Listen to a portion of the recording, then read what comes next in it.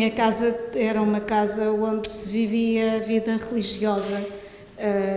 Eram católicos? Eram católicos praticantes, e onde a educação religiosa fazia parte da educação, não é? E, portanto, tudo se passava com essa normalidade e os conceitos que são normais e que eram normais naquela época, portanto, da existência de Deus,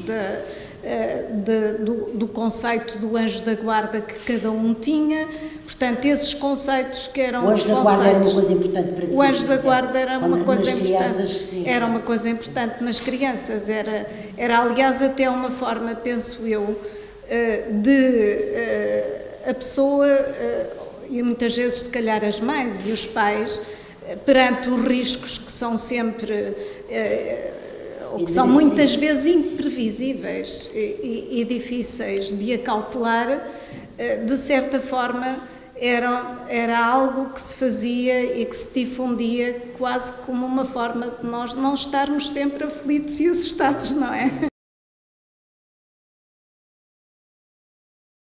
A religião funcionava também nesse aspecto, por um lado como uma forma mais exigente de estar e de ser, não é? Com mais responsabilidade. Com mais responsabilidade. E, por outro lado, como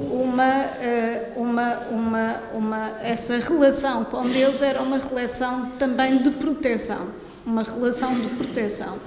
Não era uma relação de receio, era, ao contrário, uma relação de proteção. Por isso, para mim, a religião sempre foi algo que implica amor e afeto, e não é uma relação de questionar alguém relativamente ao ser ou não ser, ao fazer ou não fazer. É uma relação de amor, de cuidado e de afeto relativamente ao outro. Eu acho que é muito difícil dizer ou perceber o momento em que se dá uma relação diferente com esse sentimento, que ao fim e ao cabo é um sentimento, é uma crença, é uma fé, é uma emoção, é muita coisa misturada, não é? Muita coisa misturada. Mas eu penso que, para mim, a relação com Deus é uma relação em função de uma ordem universal. Há qualquer coisa que existe que eu tenho alguma dificuldade em transformar em algo de figurativo para ser algo de permanentemente presente. É como o ar que respira. Uma coisa natural. Uma coisa que para mim é natural.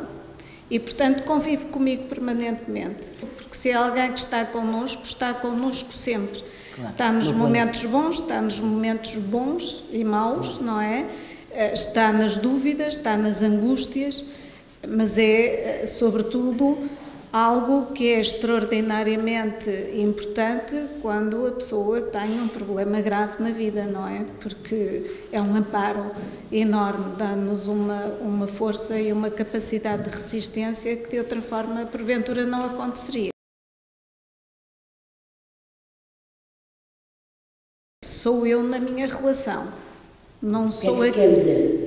Que sou eu naquilo que a minha razão e a minha emoção fazem com que seja, e não em função de instruções, de orientações dogmáticas, nada disso, porque isso eu rejeito, mas rejeito como pessoa, não é? E, portanto, há uma coisa muito engraçada que são os tais episódios que às vezes nos mudam sem nós termos a noção. Eu sou do Porto e ia à Missa da Lapa. A Missa da Lapa era uma missa muito bonita. Era e é. Ainda é. Com um coro magnífico. Com um coro magnífico, com uma relação com a música absolutamente extraordinária, e a minha relação com a música também transporta muita transcendência. Portanto, eu acho que se há alguma coisa que nos faz sentir algo de sobrenatural é a música. se eu tiver que escolher alguma coisa, não é?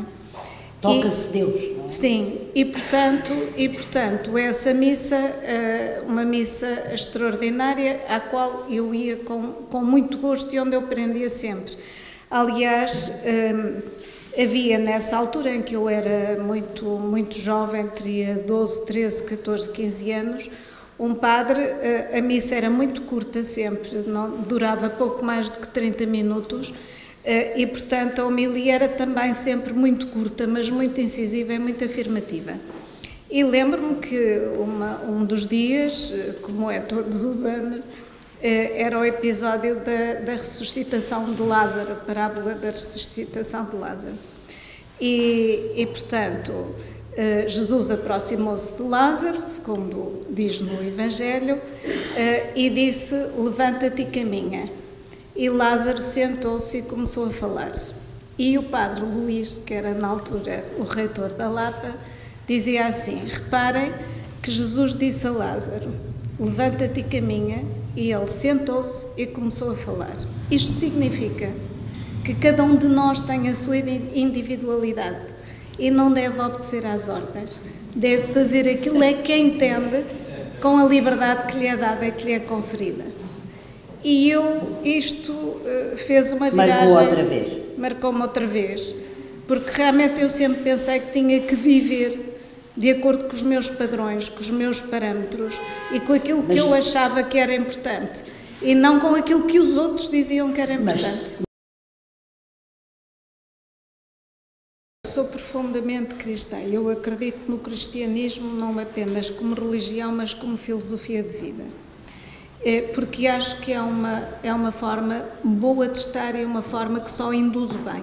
E, portanto, acredito nela e tento praticá-la. Claro que isso em mim e para mim tem imenso significado. E lá está, vamos regressar aos ensinamentos de casa, não é? O que é que a minha mãe me ensinou em casa?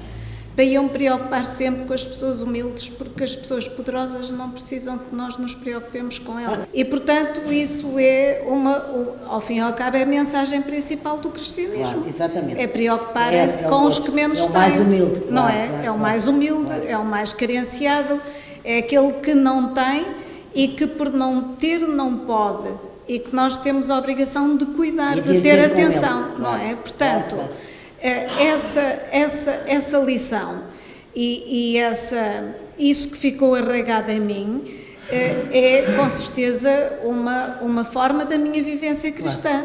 E portanto, na minha relação com Deus, que é uma relação que é exigente relativamente a mim, é evidente que isso está presente na maneira como eu faço, como eu estou. Perguntar-me à Maria João: mas faz um grande esforço nisso? Não faço. Não faço porque é natural. E porque é que é natural? Porque me foi imbuído, se calhar, desde pequeno.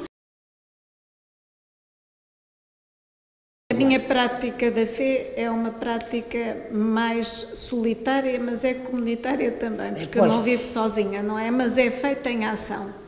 Muito mais feita em ação do que em formalismos.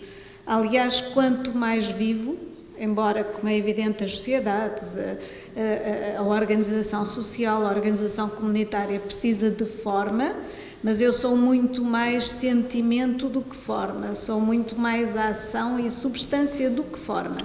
Embora a forma esteja latente, não é? Claro. A forma pode estar latente, claro. Mas a forma não me diz nada, porque eu farto-me de ver pessoas que cumprem os preceitos todos e que mesmo às vezes no próprio cumprimento dos preceitos não estão a cumprir as regras que para mim são exigíveis. Acho que o mundo estaria muito melhor se as pessoas, em vez de se preocuparem tanto com as regras, com as rotinas, sobretudo as rotinas, eu falo das rotinas, se preocupassem com a substância das coisas, com aquilo que é verdadeiramente importante. E eu lembro-me que há coisas, e lá estão as memórias da infância. Lembro-me de estar na igreja e de estar a ouvir aquela parábola, aquele episódio bíblico em que um homem vai pedir perdão a alguém da dívida que tem relativamente a ele. E o credor perdoa-lhe. E logo a seguir, esse devedor vai ter Exatamente, com um sim. devedor que era seu, Exato, e não exige-lhe o perdoa. pagamento E não de uma perdoa. maneira inflexível. E eu fiquei, quando senti isto, fiquei absolutamente escandalizada quando percepcionei isto. E eu vejo isto tantas vezes ao longo da minha vida. E aquilo que eu tenho muita preocupação em guardar é tentar guardar esse sentimento de injustiça que nós temos muito puro quando somos criança.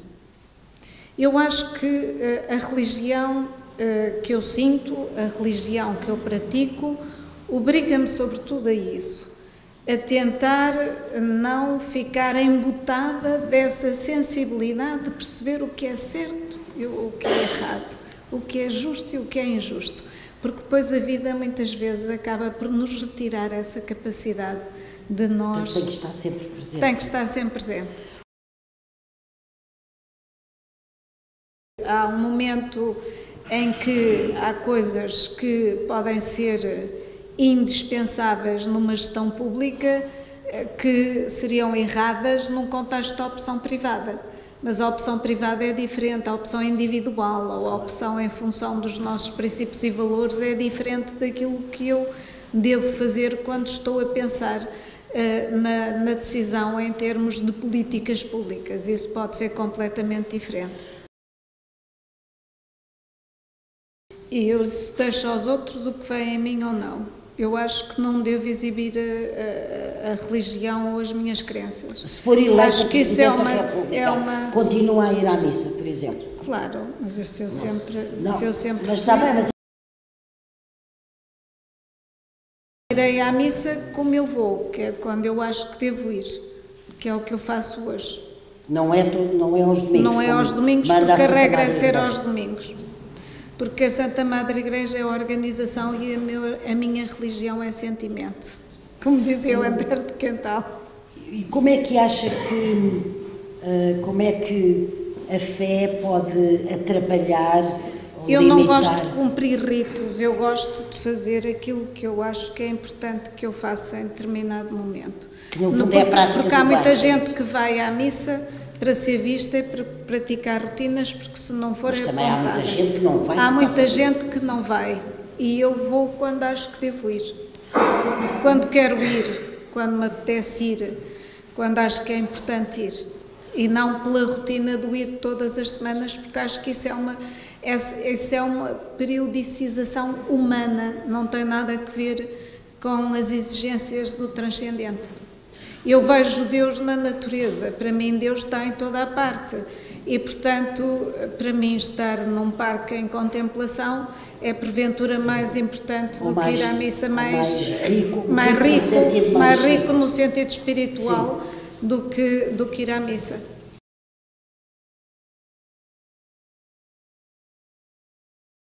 Imagine que há uma decisão relativamente a uma matéria que colida com a minha consciência. Exato, é isso. Eu estou a falar de consciência. Se colidir com a minha consciência, imagine que é uma matéria no domínio da bioética, por exemplo. Exatamente. Eu posso consultar o Conselho Nacional de Ética para as Ciências da Vida, porque o Conselho Nacional de Ética para as Ciências da Vida é integrado por pessoas que, em princípio, têm visões plurais sobre determinados temas. E que ajudarão a formular uma decisão. E posso formular uma decisão em consciência, ou formular uma decisão que até pode ser contrária à minha primeira visão do problema. Sim, sim. E nessa altura não há problema, não é? Nessa altura não há problema. Mantendo-se a minha questão de consciência, eu posso vetar um diploma. Agora, se o diploma for reafirmado em votação por maioria na Assembleia da República, eu estarei obrigada a promulgá-lo, porque são essas as regras da Constituição e é assim que deve ser, porque não há nenhuma forma de um Presidente da República impedir, a não ser através do veto, qualquer coisa que colida com a sua consciência. Mas, se essa lei que colide com a consciência for, de certa forma, confirmada novamente pela Assembleia da República, ele é obrigado a promulgar.